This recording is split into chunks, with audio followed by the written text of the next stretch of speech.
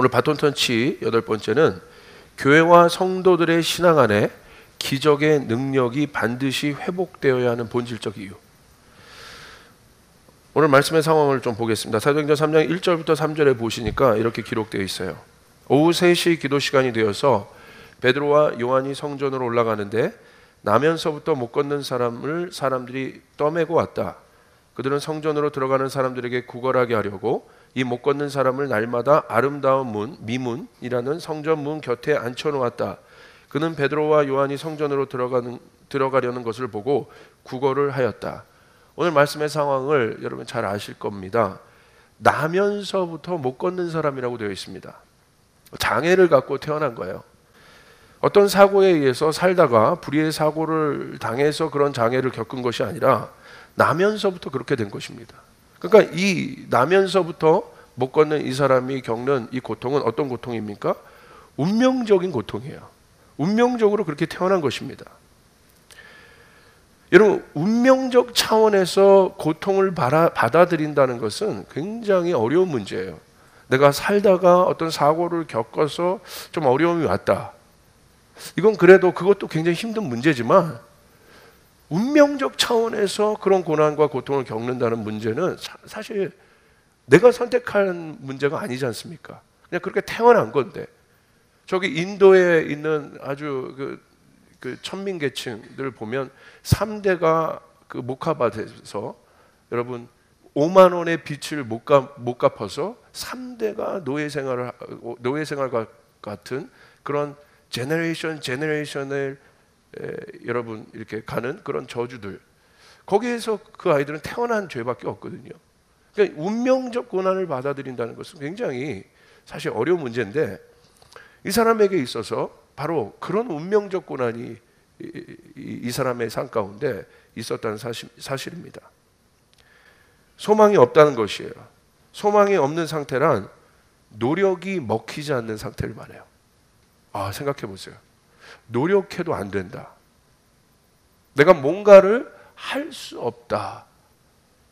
라는 그 상황이 내 앞에 펼쳐진다면 여러분 정말 살 의미가 있겠습니까? 산 소망이 있겠습니까? 노력해도 안 된대요. 모든 것이 막혀 있고 한계에 처한 단계라는 것입니다. 오늘 이 사건은 그런 절대적 절망감이라는 사슬을 목에 걸고 태어난 사람에게 일어난 놀라운 기적의 사건이에요. 그의 인생을 붙잡고 있었던 절대적 절망감의 사슬이 실제적으로 풀리게 된 기적의 사건이 일어난 것이에요. 추상적으로 어떤 것이 일어난 것이 아니라, 은유적으로 어떤 사건이 일어난 것이 아니라, 그의 인생을 절망적으로 묶고 있었던 그 절망의 사슬이 실제 삶에서 풀어지게 됐다. 이게 기적이에요. 이 기적은 이 사람의 인생을 송두리째 바꿔버렸습니다. 오늘 말씀을 통해서 이 시대에 왜 기적이 필요한지에 대해서 깊게 생각해 보시면 합니다. 또 그 기적은 어디로부터 오는 능력인지에 대해서도 우리가 알아봤으면 합니다. 예수님이 행하신 기적과 사도들이 보여준 성경의 기적은 우리가 아는 그냥 단순한 병고침 역사 이상의 중요한 의미가 그 안에 있습니다. 여러분 보십시오. 기적은 어디에서 일어났습니까? 여러분에게 말씀드렸던 것처럼 기적이 필요한 것은 어디입니까? 말 그대로 기적은 인간의 힘으로 감당하기 어려운 난관 앞에서 일어나요. 초자연적인 어떤 힘의 역사가 일어나는 것이 기적이에요. 분명히 알아야 할 것은 예수님이 이 땅에 오셔서 행하셨던 많은 사역 중 대부분의 일들이 이 기적이 일어났다는 것입니다. 그런 맥락에서 오늘 사도들을 통해서 또 그들의 손을 통해서 예수님과 같은 기적이 일어났다는 것은 놀라운 사실이에요. 그리고 제가 믿기로는 이런 기적이 곧 오늘날 우리의 삶에도 일어날 수 있음을 믿습니다. 기적은 누구에게 일어납니까? 나면서부터 걷지 못하는 사람에게 일어난 기적과 예수님이 행하신 수많은 기적은 어떤 곳에서 일어났습니까? 못 보는 자, 중풍병자, 12의 혈류병을 앓은 여인, 죽은 자 등 그 공통점은 무엇인가요? 고난과 고통 가운데 있던 사람에게 기적이 일어났다는 거예요. 특히 이런 기적은 고난과 고통으로 인해 절대적 절망감에 빠진 사람들에게 일어났습니다. 바로 기적이 일어나는 이런 고난과 고통의 환경에 대한 깊은 성찰이 그러므로 우리는 있어야 돼요. 여러분 기적을 원하십니까? 그렇다면 이 고난과 고통이 무엇인지에 대한 깊은 성찰이 우리 안에 있을 때 우리는 그 기적의 의미를 바로 볼 수 있게 되는 것입니다. 기적은 어떤 힘의 과시도 아니에요. 성경에서 말하는 기적은, 예수님께서 보여주신 기적은 어떤 표적과 기사로 끝나는 그런 일들이 아니라 예수님의 기적이 어느 곳에서 일어났냐는 거예요.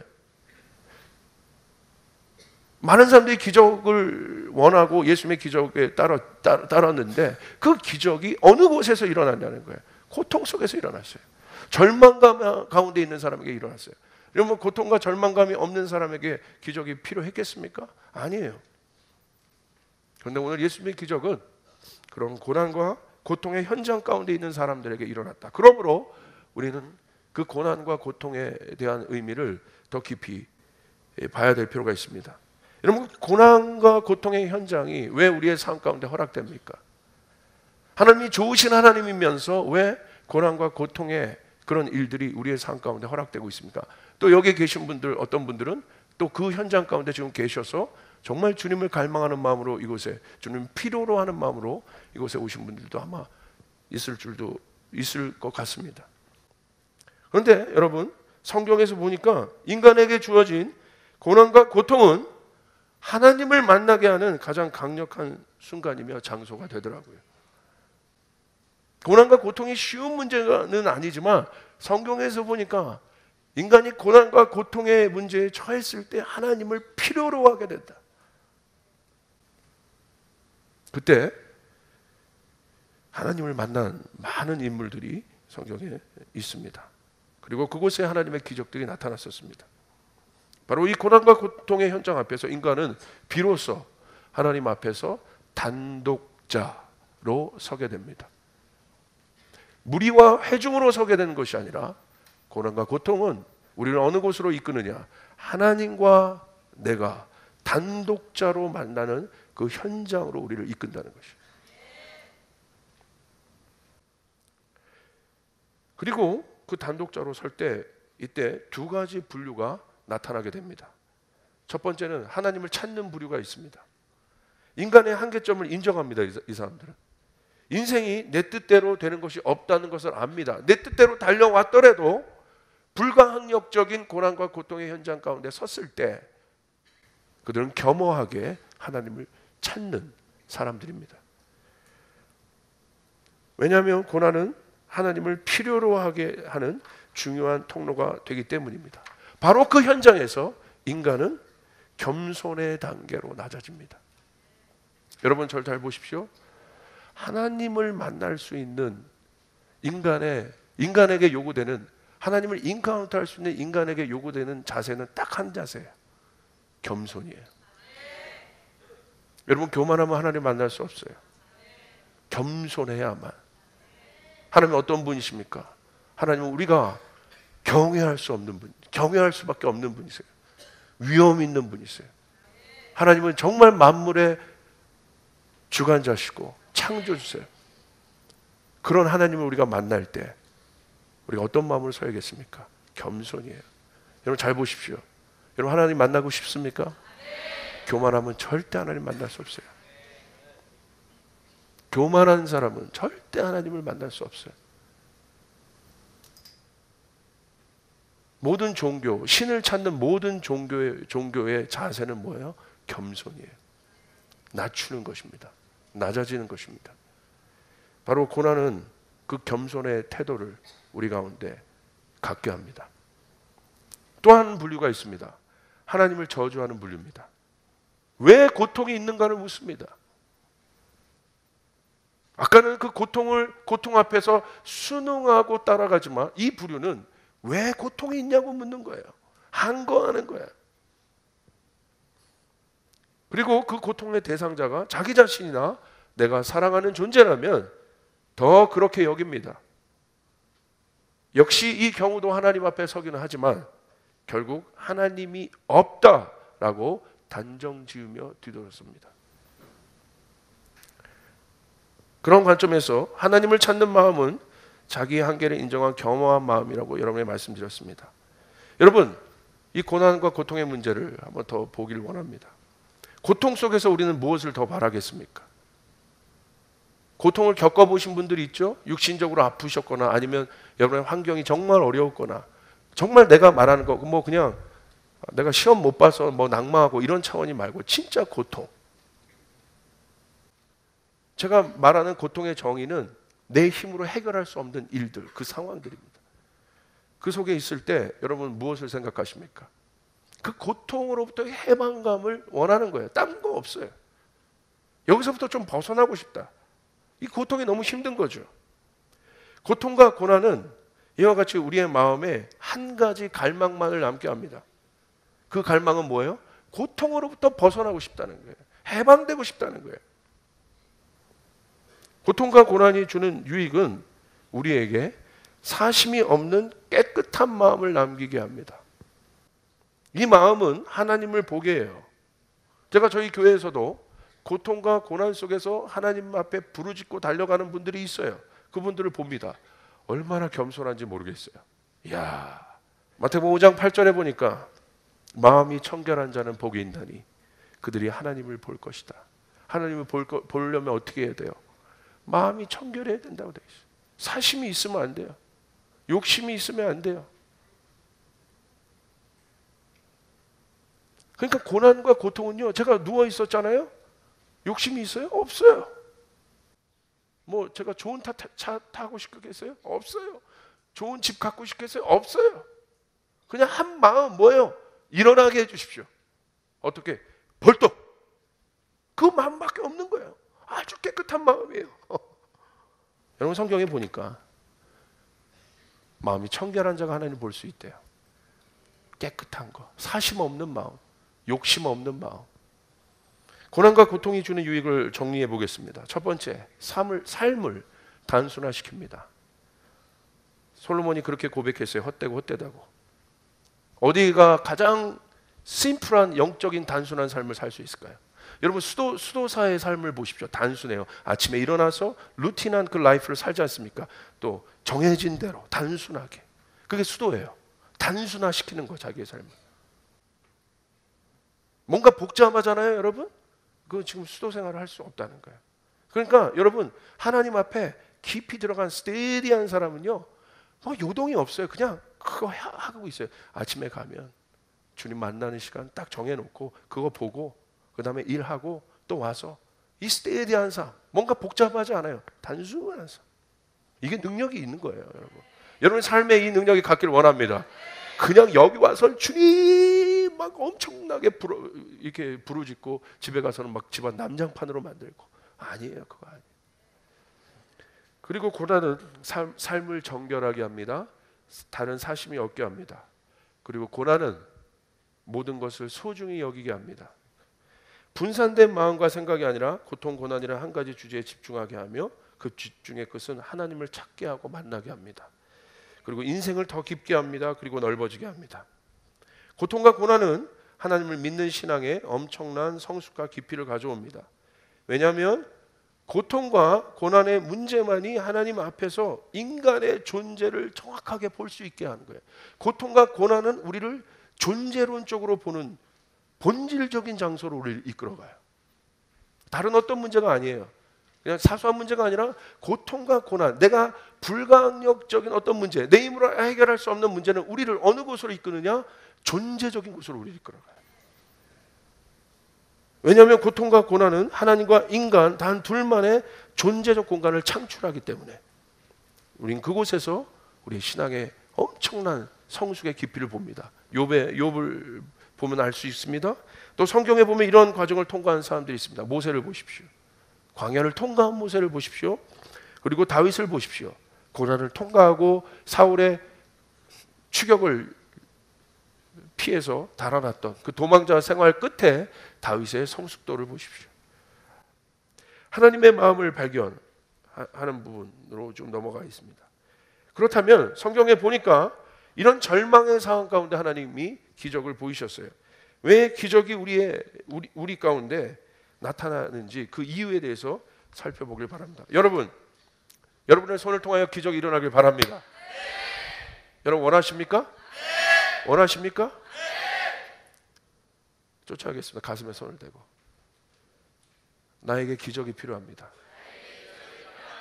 내 가정에 기적이 필요합니다. 한 번만 더 고백해 보세요. 시작. 나에게 기적.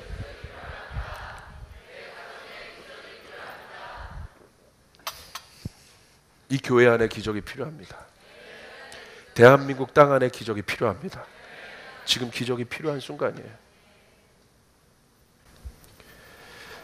그러면 제가 집중하고 있는 기적은 오늘 베드로가 이야기했을 때 슈퍼내추럴하게 그냥 자리를 벌떡 일어났던 그 날 때부터 못 걷는 자의 어떤 그런 현상적인 것이 아니라 기적을 일으킬 수 있는 뿌리가 어디로부터 나오냐는 거예요. 성경에 보시니까 우리가 고통에 대해서 살펴봤어요. 기적은 고통의 현장 가운데 일어난다고 되어 있어요. 영적인 영역입니다. 그것은 고통을 바라보는 아버지의 마음입니다. 기적은 긍휼히 여기는 마음으로부터 출발합니다. 내가 기도를 40일 했다고 해서 기적이 일어나는 게 아니에요. 내가 무언가를 열심히 했기 때문에 기적이 일어나는 게 아니에요. 고통의 문제는 열심의 문제와는 다른 거예요. 여기 불가항력적인 상황 가운데 있었던 이 남자의 문제는 그런 열심의 문제는 아니죠. 그 문제와는 다른 거예요. 본질적인 문제입니다. 여러분 보십시오. 출애굽기 2장 23절 25절에 이런 말씀이 있습니다. 언제 출애굽이 시작됐는가? 세월이 많이 흘러서 이집트 왕이 죽었다. 이스라엘 자손이 고된 일 때문에 탄식하며 부르짖으니 고된 일 때문에 부르짖는 소리가 하나님께 이르렀다. 하나님이 그들의 탄식하는 소리를 들으시고 아브라함과 이삭과 야곱에게 세우신 언약을 기억하시고 이스라엘 자손의 종살이를 보시고 그들의 처지를 생각하셨다. 언제요? 고통과 고난의 소리가 아버지께 들릴 때입니다. 본성의 마음이란 학습되어서 훈련되어서 가질 수 있는 마음이 아니라 본성적으로 주어진 원래의 마음을 말해요. 이것이 아버지의 마음이에요. 긍휼의 마음은 시름시름 앓고 있는 고통의 자녀를 보고 함께 신음하며 아파하는 아버지의 마음이에요. 신음신음하고 있는 아버지가 내 자녀가 저기 있는데 아버지는 여기서 구경하면서 너 고통스러울 거다라고 생각하는 게 긍휼이 아니라 신음신음 아파하고 있는 그 고통, 자녀가 겪는 그 고통 가운데 함께 이입돼서 전이 되어서 함께 아파하는 게 긍휼이에요. 이해되십니까? 너는 고통스러워 나는 괜찮아가 아니라 그렇기 때문에 긍휼은 존재적인 마음이라는 거였어요. 존재적인 거예요. 고통이 이미 내 고통처럼 전이 된 상태를 말합니다. 이게 긍휼이에요. 그러니까 긍휼의 마음은 어떤 마음이 그 안에 섞여 있어요? 아파하는 심령이 있어요. 불쌍히 여기는 마음이에요. 막 좋은 마음이 아니에요. 인자의 마음인데 베풀 수 있는 그런 마음이 있는데 좋을 때 베풀 수 있는 그 덕의 마음이 아니라 신음신음 같이 아파하는 마음인 거예요. 여러분 사랑의 가장 극대화된 마음이 바로 긍휼이에요. 여러분 아버지의 마음이 여러분 부모님의 마음이 자녀를 향해서 사랑이 여러분 제한적입니까? 그렇지 않지 않습니까? 여러분의 자녀를 무한적으로 사랑하지 않습니까? 내 모든 것을 주어도 아끼지 않는 그 사랑이 바로 이 부모의 마음, 긍휼의 마음입니다. 그러므로 긍휼의 마음이 오면 다 덮을 수 있습니다. 할렐루야. 놀라운 능력이 있어요. 긍휼에. 긍휼은 모든 것을 덮을 수 있어요. 다 용서할 수 있어요. 여러분 아버지의 가장 큰 절망은 사랑하는 가족을 위해서 내가 아무것도 할 수 없다고 느껴질 때입니다. 그때 힘들더라고요. 사랑하는 가족의 필요를 채우지 못할 때 자신의 정체성을 한탄하는 정죄감마저 듭니다. 부모님의 마음이 그렇지 않습니까? 차라리 내가 아프고 말지, 내가 널 위해서 해줄 것이 아무것도 없고. 여러분, 능력의 이름 예수가 기적인 이유가 무엇입니까? 오늘 말씀을 보니까 베드로가 이렇게 얘기합니다. 베드로가 이르되 은과 금은 내게 없거니와 내게 있는 이것을 내게 주느니 나사렛 예수 그리스도의 이름으로 일어나 걸으라. 이 예수의 마음 안에는 아버지의 긍휼이 들어가 있는 거예요. 그러므로 예수의 이름을 베드로가 선포할 때 어떤 일이 일어났습니까? 은과 금은 내게 없다. 베드로는 이걸 알고 있는 거예요. 곧 내 안에 있는, 내게 있는 이것을 내게 주느니 나사렛 예수 그리스도 이름으로 일어나 걸으라. 그랬더니 그가 걷는 일이 있었습니다.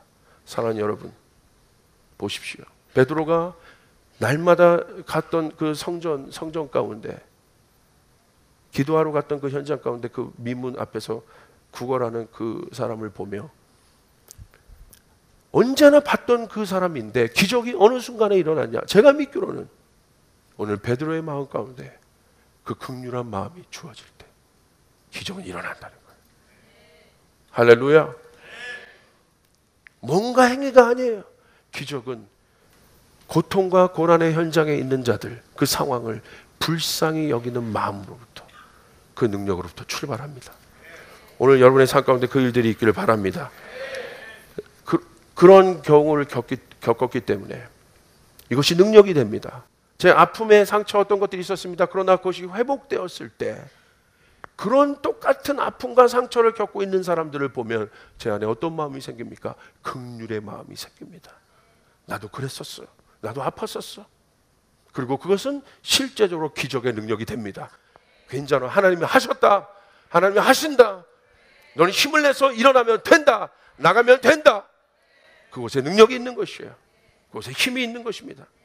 오늘 베드로가 선포했던 나사렛 예수 그리스도의 이름은 바로 그런 이름이에요. 베드로는 그것을 보았습니다. 예수님과 함께 다니시면서 예수의 이름으로, 예수님 때문에 일어난 기적들을 보았습니다.